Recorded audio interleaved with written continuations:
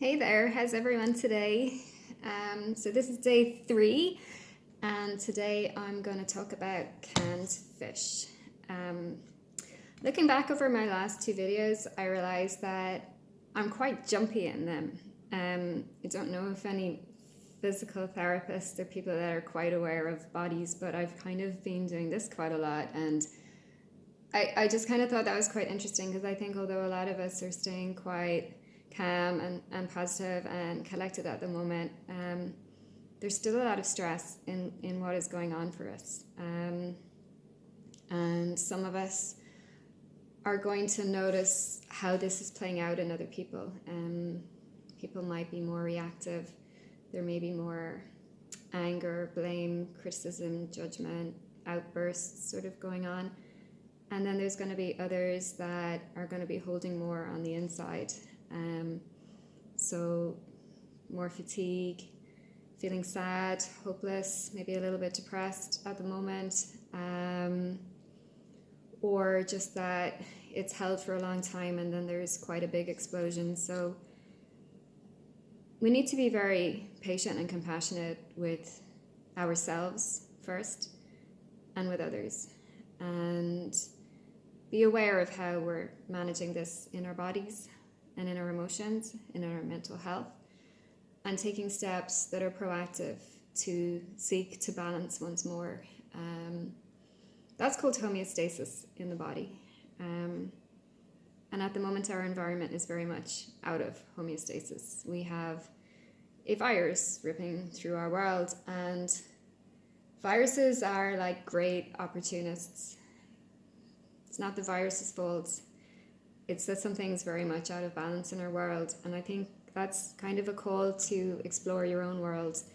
Where is the balance at the moment? Have you been overworked, overstressed, overtired, too little sleep, poor nutrition, lack of joy, love, creativity, fun, activity, and music, all the things that round us out as a person?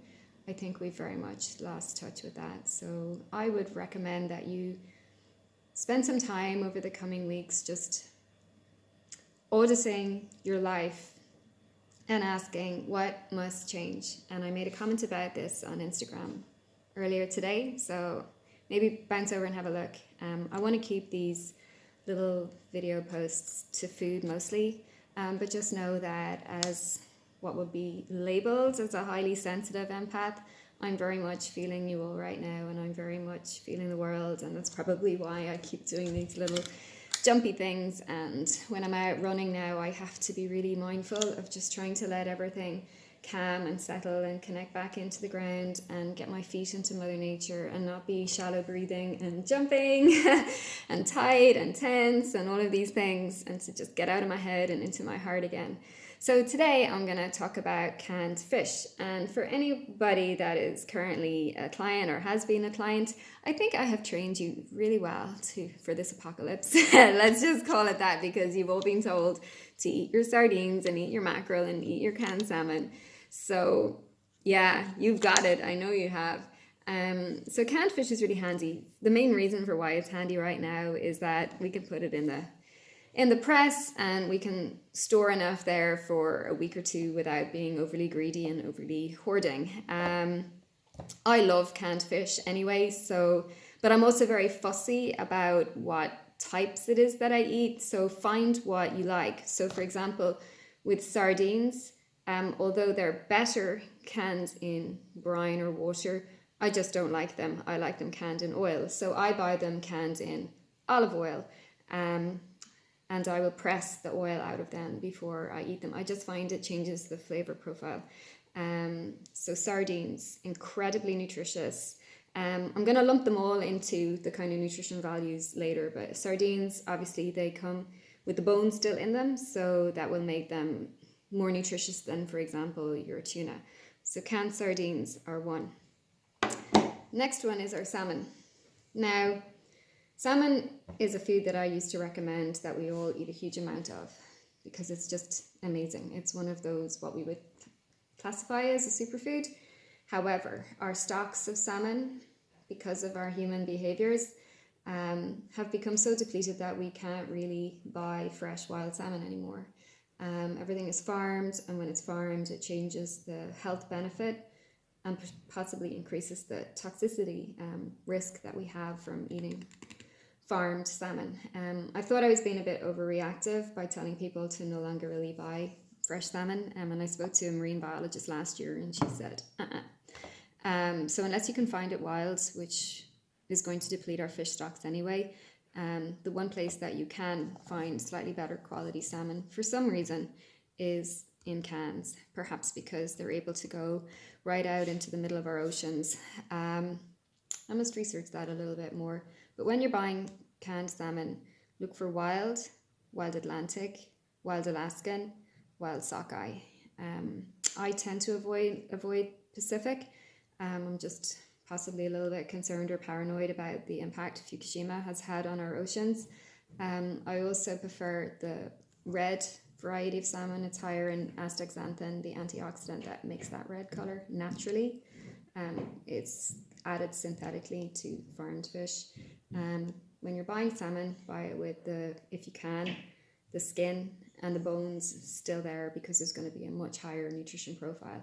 It's getting harder to find, and it's also got very expensive. So I actually am not consuming a lot of salmon myself. I just can't fork out the €4, €5, $6 a can and feel good about myself or my food budget. Mackerel.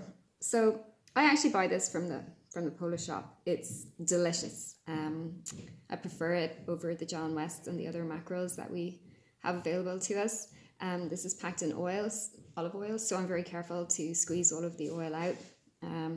John West do a salmon that is steamed and doesn't have much oil or brine on it, and that's quite flavoursome too, but the flavour profile on this is absolutely delicious. So mackerel, another great guy.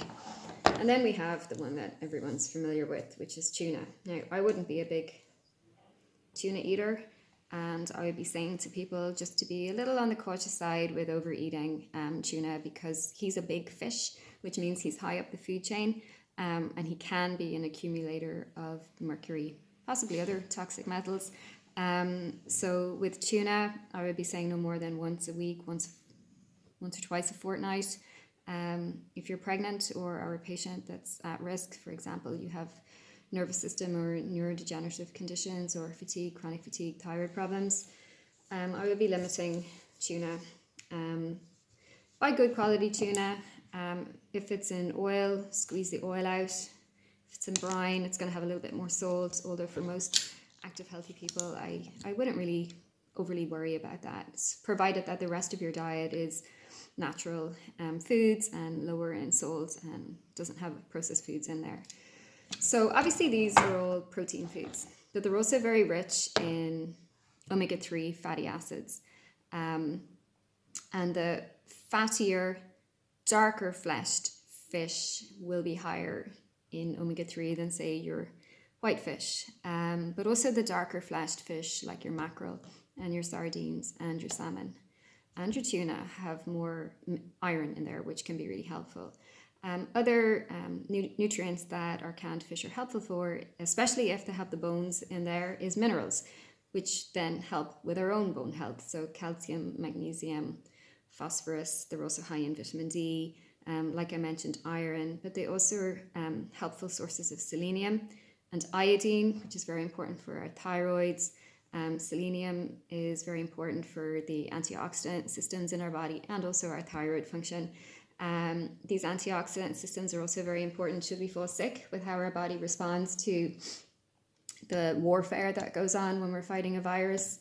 Very helpful for vitamin B12. So if you're like a pescatarian, you eat fish but you don't eat meats, it's a good source of vitamin B12. Now, obviously, if you're vegan or vegetarian, you're not going to be eating these foods, and vitamin B12 can be a bit of a problem. So your canned fish are an amazing source of these nutrients, and your bees as well.